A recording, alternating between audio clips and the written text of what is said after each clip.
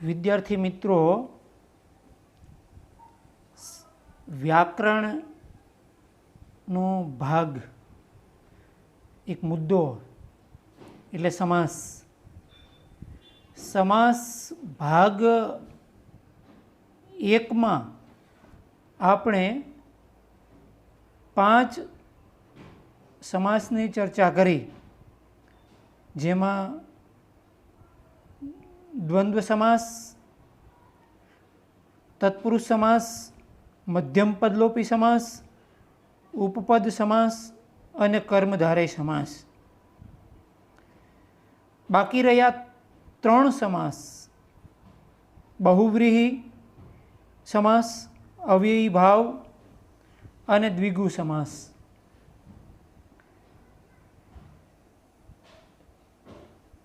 પહેલા વિભાગ પ્રમાણે પ્રારંભમાં આપણે ચર્ચા કરી હતી કે ભાઈ સમાસ એટલે શું, તો કે ટૂંકમાં આપણે જોઈએ કે જુદા જુદા અર્થવાળા 2 કે 2 થી વધુ શબ્દો જોડાઈને એક નવા અર્થવાળો શબ્દ બને તેને સમાસ કહેવાય છે.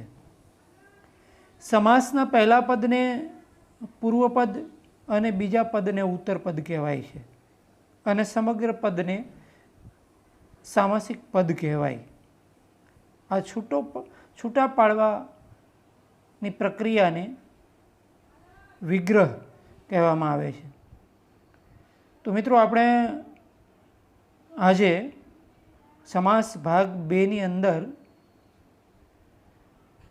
ક્રમ નંબર 6 એટલે કે બહુવ્રીહી સમાસ આપણે સમજાવીએ, એની વ્યાખ્યા જોઈએ અને પછી એની દૃષ્ટાંત સાથે ચર્ચા કરીએ.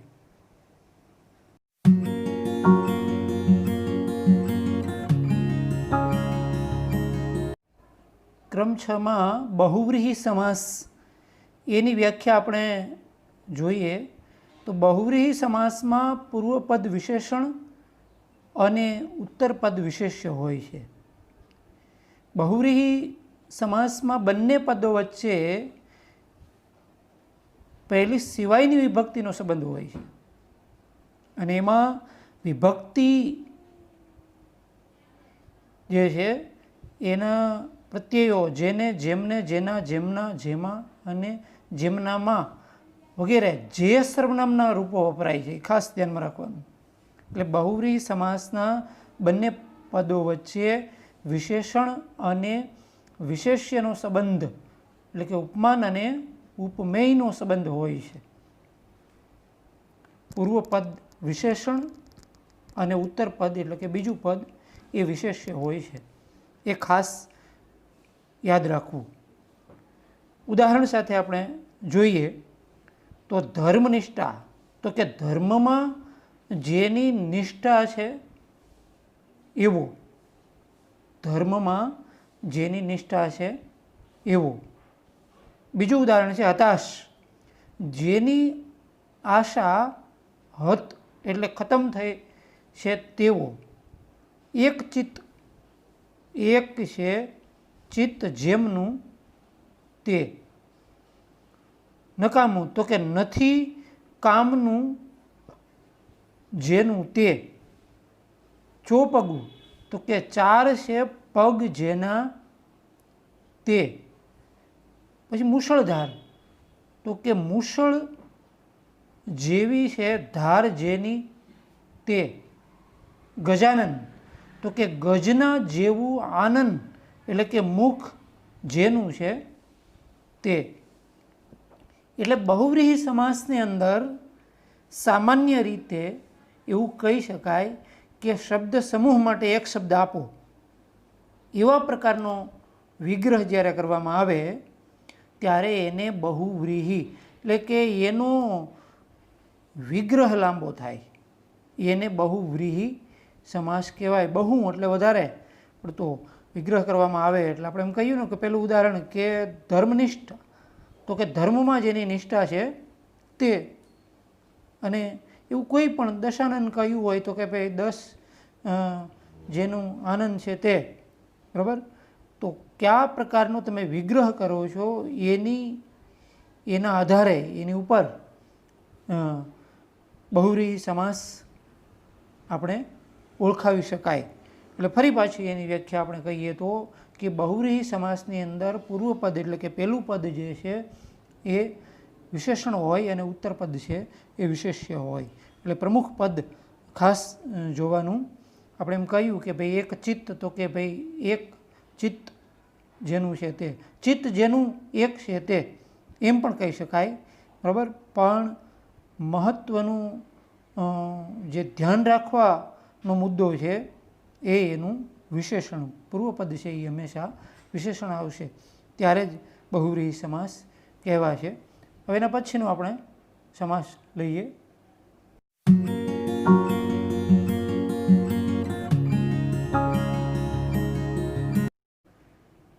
બહુવ્રીહી પછી આપણે અવ્યયી ભાવ સમાસ લઈએ. તો અવ્યયી ભાવ સમાસની વ્યાખ્યા જોઈએ તો જે સમાસ અવ્યયી અથવા તો ક્રિયા વિશેષ તરીકે વપરાતો હોય તેને અવ્યયી ભાવ સમાસ કહેવાય. પૂર્વપદ અવ્યય, યથા, પ્રતિ વગેરે હોય અથવા તો આખો સમાસ અવ્યયી તરીકે વપરાતો હોય તેવા સમાસને અવ્યયી ભાવ સમાસ કહેવાય. ઉદાહરણ એના જોઈએ તો યથાશક્તિ, તો કે યથાશક્તિ પ્રમાણે, શક્તિ પ્રમાણે યથા. તો આવું જે ઉદાહરણ છે. આબાલ વૃદ્ધ, તો કે ભાઈ બાળકથી માંડી અને વૃદ્ધ સુધી, આબાલ વૃદ્ધ. યથા બુદ્ધિ, ત્રીજું ઉદાહરણ છે, તો કે બુદ્ધિ પ્રમાણે. પછી યથાર્થ, તો કે યોગ્ય રીતે. રાતોરાત, રાતે ને રાતે. પ્રતિદિન, પ્રત્યેક દિવસે. આવા ઘણા બધા ઉદાહરણ આપણને અવ્યયી ભાવના મળે છે. એટલે પૂર્વપદ અવ્યય હોય, યથા, પ્રતિ, પ્રમાણે, રીતે વગેરે શબ્દો લાગતા હોય પ્રત્યય તરીકે, એના અવયવ તરીકે, ત્યારે એને અવ્યયી ભાવ સમાસ કહેવાય.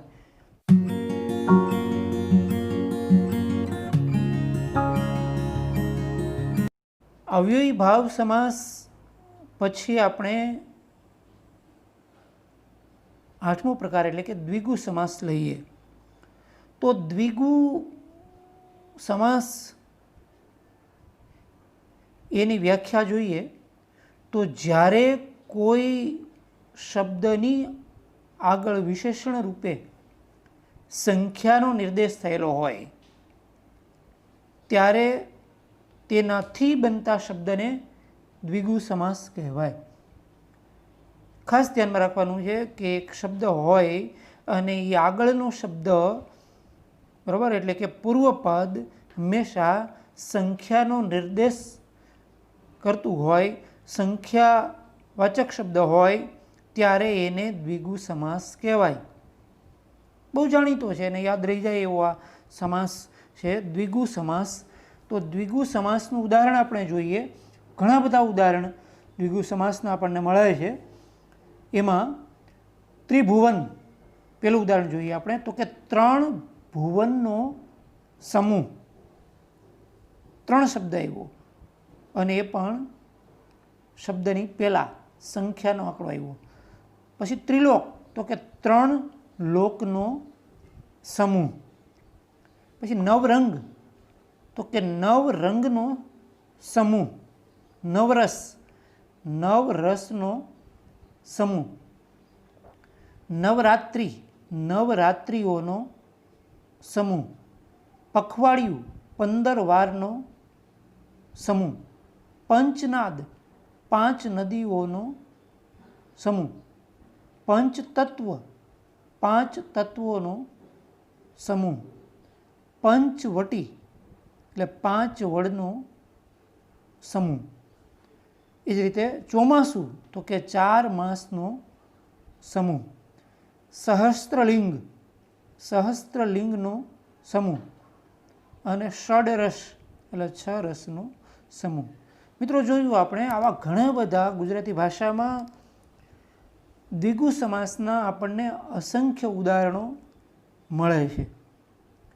યાદ રહી જાય એવો આ સમાસ છે કે દ્વિગુ એટલે આપણે એમ કહીએ દ્વિ એટલે બે, ગુ એટલે ગાય, એવું પણ ઉદાહરણ આપણે યાદ રાખીએ કે દ્વિગુ દ્વિ એટલે બે શબ્દ આવ્યા, બરાબર, બે ગાય. વ્યાખ્યાના આધારે આપણે જોઈએ તો એ પ્રમાણે આપણને આ દ્વિગુ સમાસ છે એ વ્યવસ્થિત રીતે યાદ રહેશે અને સરળ સમાસ છે. તો એ રીતે અહીંયા કુલ 2 ભાગમાં આપણે 8 સમાસનો અભ્યાસ કર્યો. તો વિદ્યાર્થી મિત્રો, આપણે આ ભાગ એટલે કે સમાસ ભાગ 2 ની અંદર અને આગળ સમાસ ભાગ 1માં, ભાગ 1-2માં કુલ 8 સમાસનો અભ્યાસ કર્યો, એની વ્યાખ્યા જોઈ અને વ્યાખ્યાની સાથે એના કેટલાક દૃષ્ટાંતો પણ આપ્યા. અને આમ છતાં એના સારાંશ રૂપે ટૂંકમાં જોઈએ તો સમાસ એટલે કોઈ પણ 2 શબ્દો જે જુદા જુદા અર્થ ધરાવતા હોય અને જેનો એક અર્થ બને અને એક અર્થ એ એક શબ્દ બને અને એનો અર્થ જુદો બને ત્યારે સમાસ કહેવાય. એટલે જુદા જુદા અર્થવાળા 2 શબ્દ બની અને એક નવો અર્થવાળો શબ્દ બને એને સમાસ કહેવાય. એ આપણે જોયું. જેમાં ટૂંકમાં કહીએ 8 સમાસની આપણે ટૂંકમાં ચર્ચા કરીએ તો સૌથી પહેલો આપણે દ્વંદ્વ સમાસ જોયો. તો દ્વંદ્વ એટલે કોઈ પણ 2 સમાન અર્થવાળા શબ્દો છૂટા પડે અને કે અથવાથી છૂટા પડતા હોય સરખું મહત્ત્વ ધરાવતા શબ્દો ત્યારે દ્વંદ્વ સમાસ કહેવાય. દાખલા તરીકે માતા પિતા, તો કે માતા અને પિતા, તો એને દ્વંદ્વ સમાસ કહેવાય. બીજો સમાસ આપણે જોયો તો તત્પુરુષ સમાસ. તો તત્પુરુષ સમાસમાં આપણે જોયું કે ભાઈ 2 કે 2 થી વધારે શબ્દો જ્યારે વિભક્તિના પ્રત્યયોથી છૂટા પડે ત્યારે એને તત્પુરુષ સમાસ કહેવાય. ઉદાહરણ તરીકે આપણે જોયું હતું કે પ્રેમવશ, તો કે પ્રેમને વશ. ત્રીજો પ્રકાર આપણે જોયો મધ્યમ પદલોપી સમાસ. તો મધ્યમ પદલોપી સમાસની વ્યાખ્યા આપણે જોઈ હતી કે પૂર્વપદ અને ઉત્તરપદ વચ્ચે રહેલું મધ્યમ પદ જ્યારે લોપ થાય અથવા તો નાશ કરવામાં આવે અથવા તો કાઢી નાખવામાં આવે ત્યારે મધ્યમ પદલોપી સમાસ કહેવાય. ઉદાહરણ તરીકે આપણે કહી શકીએ કે આરામ ખુરશી, આરામ માટેની ખુરશી. તો માટેની શબ્દ મધ્યમ પદ છે એનો લોપ કરવામાં આવ્યો ત્યારે એ મધ્યમ પદલોપી સમાસ બને. ત્યાર પછીનો આપણે સમાસ જોયો તો ઉપપદ સમાસ. ઉપપદ સમાસ એટલે જે સમાસ ના અંતે જે ક્રિયાપદ આવે છે અને એ ક્રિયાપદમાં નાર, કાર, તાર, ધાર, પાર વગેરે શબ્દો આવે ત્યારે એને ઉપપદ સમાસ કહેવાય. એટલે કે આપણે જોયું હતું કે નીરજ, તો કે નીરમાં જન્મનાર, ગ્રંથકાર, તો કે ગ્રંથનો કરનાર, ગૃહસ્થ, તો કે ગૃહમાં રહેનાર. તો આવા શબ્દો જ્યારે આવતા હોય ત્યારે ઉપપદ સમાસ કહેવાય. ત્યાર પછી આપણે 5મો પ્રકાર જોયો તો કર્મધારય સમાસ. તો કર્મધારય સમાસમાં જુદા જુદા અર્થવાળા 2 શબ્દો સાથે મળીને એક અર્થ વ્યક્ત કરે એને કર્મધારય સમાસ કહેવાય.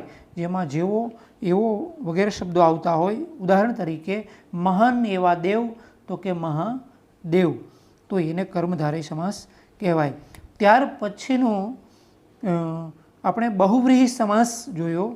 બહુવ્રીહી સમાસની અંદર આપણે જોયું કે પૂર્વપદ એ વિશેષણ હોય અને ઉત્તરપદ એ વિશેષ્ય હોય અને જેને, જેમને, જેના, જેમના, જેમાં અને જેમનામાં જેવા શબ્દો એટલે કે પ્રત્યયોથી 2 શબ્દો છૂટા પડે ત્યારે એને બહુવ્રીહી સમાસ કહેવાય. ઉદાહરણ આપણે જોયું હતું કે ધર્મનિષ્ઠ, તો કે ધર્મમાં જેની નિષ્ઠા છે એવો. ત્યાર પછી આપણે અવયવી ભાવ સમાસ જોયો તો અવયવી ભાવ સમાસની અંદર આપણે જોયું કે પૂર્વપદ હંમેશા અવયવ એટલે કે યથા, પ્રતિ વગેરે આવતું હોય એવા સમાસને અવ્યયી ભાવ સમાસ કહેવાય. આપણે જોયું ઉદાહરણ કે યથાશક્તિ, તો કે ભાઈ યથાશક્તિ પ્રમાણે, તો એ અવ્યયી ભાવ જોયું, એનું ઉદાહરણ જોયું. અને છેલ્લો સમાસ એટલે કે 8મો સમાસ આપણે જોયો દ્વિગુ સમાસ. અને દ્વિગુ સમાસ પણ મિત્રો યાદ રહી જાય એવો છે કે જેમાં સંખ્યા દર્શક આંકડો આપણને જે મળતો હોય, એટલે કે સંખ્યાનો નિર્દેશ કરતો હોય પ્રારંભમાં, એવા શબ્દને દ્વિગુ સમાસ કહેવામાં આવે છે. દાખલા તરીકે આપણે જોયું કે નવરાત્રિ, તો કે નવરાત્રિઓનો સમૂહ. એમ 8 પ્રકાર આપણે ટૂંકમાં અત્રે જોયા. મિત્રો, વ્યાકરણની અંદર મહત્ત્વની બાબત સમાસની વ્યાખ્યા યાદ ન રહીએ તો એનાથી મૂંઝાવાની જરૂર નથી. આપણે એટલું જ યાદ રાખવાનું કે એક ઉદાહરણ યાદ રાખવું અને ઉદાહરણ ઉપરથી વ્યાખ્યા તરફ જઈ શકાય, અથવા તો વ્યાખ્યા યાદ રાખી અને ઉદાહરણ તરફ જઈ શકાય. મારી દૃષ્ટિએ સરળ જો રસ્તો હોય તો એ બને ત્યાં સુધી ઉદાહરણ છે. ઉદાહરણ યાદ રાખવાનું, એની ઉપરથી આપણને ખબર પડે કે ભાઈ આ ઉદાહરણ છે એ આ સમાસનું ઉદાહરણ છે. દાખલા તરીકે આપણને એ યાદ રહેવું જોઈએ કે ભાઈ નવરાત્રિ છે તો એ દ્વિગુ સમાસનું ઉદાહરણ છે, માતા પિતા છે તો એ દ્વંદ્વ સમાસનું ઉદાહરણ છે. એમ કોઈ પણ સમાસનું એક ઉદાહરણ યાદ રાખો તો સમાસ છે એ અઘરા નથી. અને એ રીતે અહીંયા સમાસનો જે મુદ્દો છે એ આપણે